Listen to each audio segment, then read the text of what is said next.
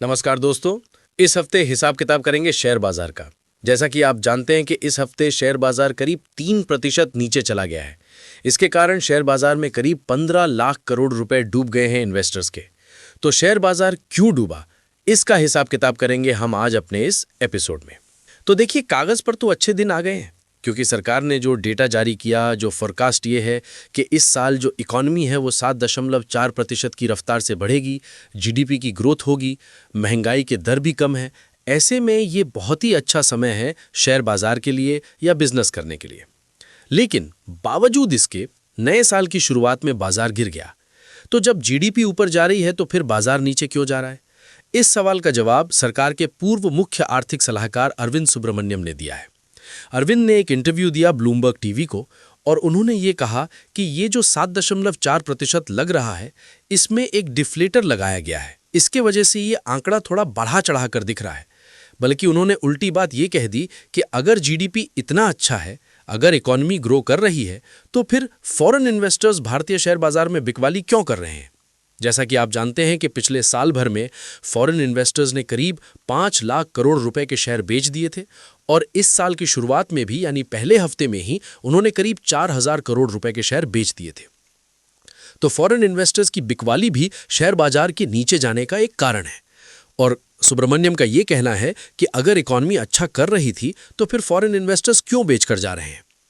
हालांकि इसका एक कारण यह भी है कि इकॉनमी भले ही तेजी दिखा रही है, लेकिन शेयर बाजार तो कंपनियों से चलता है और कंपनियों के रिजल्ट अगर अच्छे आएंगे तो शेयर बाजार ऊपर जाएगा। बहरहाल, शेयर बाजार की जो बड़ी चिंता है, हमने पहले भी इस पर बात की थी कि किन कारणों से शेयर बाजार ऊपर नहीं जा रहा है। तो उसमें अब नंबर 1 पर आ गया है ट्रेड डील। जैसा कि आप जानते हैं कि नए साल की शुरुआत में काफ़ी उठापटक रही है जियोपॉलिटिकली। वेनेजुएला में अमेरिका ने हमला किया, वहाँ के राष्ट्रपति को गिरफ्तार करके अपने देश में लेकर आ गए। लेकिन भारत पर इसका डायरेक्ट असर नहीं पड़ा। भारत पर जो सीधा असर पड़ा है उसके 2 कारण हैं। पहला कारण यह है कि अमेरिका में एक ऐसा कानून बनने जा रहा है, एक ऐसा प्रस्ताव आया है जो कि कहता है कि अगर रूस से कोई कारोबार करेगा, एनर्जी का, तेल खरीदेगा, तो उस देश पर 500% तक टैरिफ राष्ट्रपति को लगाने का अधिकार मिल जाएगा। और ये जो कानून बनने जा रहा है, इसका समर्थन खुद राष्ट्रपति वहां के डोनाल्ड ट्रंप, उन्होंने भी किया है। तो ये साफ साफ जो कांग्रेस के सदस्य हैं वो बार बार कह रहे हैं कि ये तो कानून हम भारत, चीन, ब्राजील, इनको सबक सिखाने के लिए ला रहे हैं। जैसा कि आप जानते हैं कि अमेरिका ने अभी भारत पर 50% टैरिफ लगा रखा है।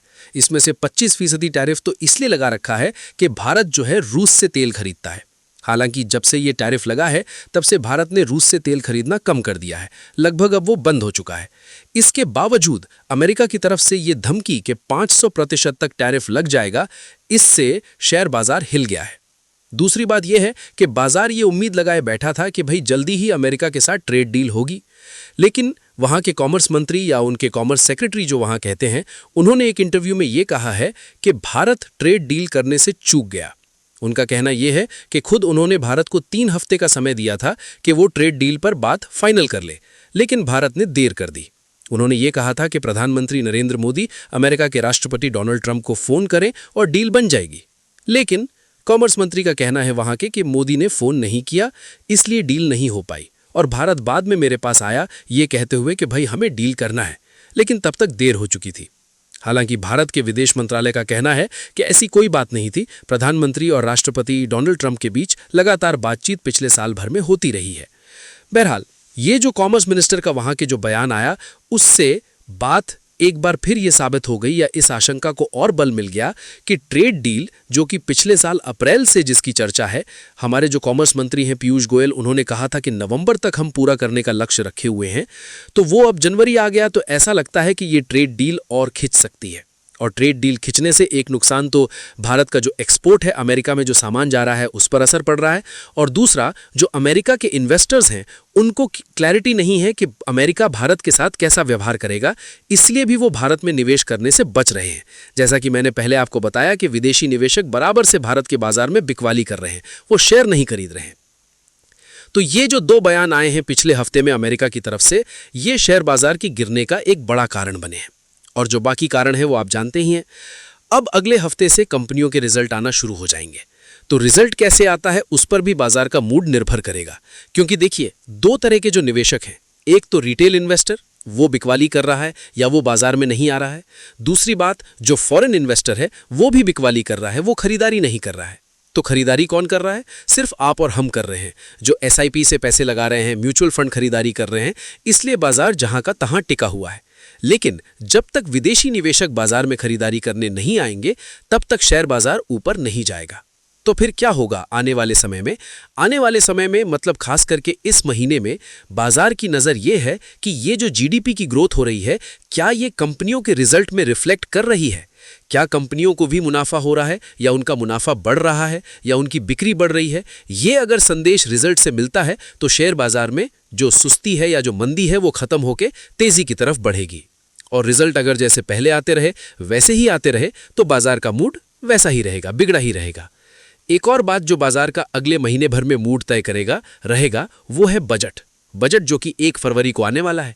अब उसको लेकर स्कोप जो है कम से कम कंजम्पशन को बढ़ाने के लिए जो था वो सरकार कर चुकी है। वो इनकम टैक्स रेट में कटौती कर चुकी है, जीएसटी रेट में कटौती हो चुकी है। तो अब सरकार के पास लोगों के लिए देने के लिए बहुत ज़्यादा कुछ नहीं है। फिर भी बाजार को ये लगता है कि अगर long term capital gains tax इसके रेट्स में कुछ राहत दी जाए या उसकी सीमा बढ़ाई जाए तो शायद बाजार का मूड बन सकता है।